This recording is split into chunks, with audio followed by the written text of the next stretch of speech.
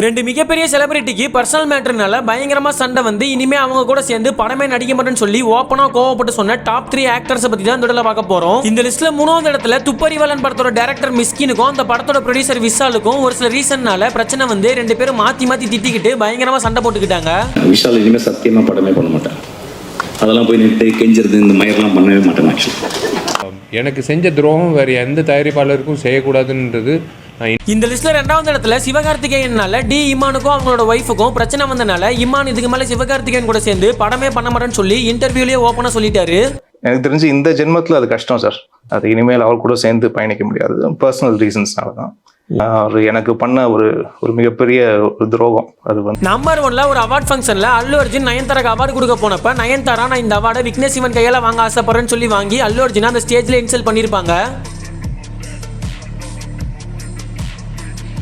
ஆனா இந்த சம்பவம் நடந்ததுக்கு அப்புறம் அல்லு அர்ஜுன் நயன்தாரா கூட சேர்ந்து இன்ன வரைக்கும் ஒரு படத்துல கூட நடிக்கவே இல்லை.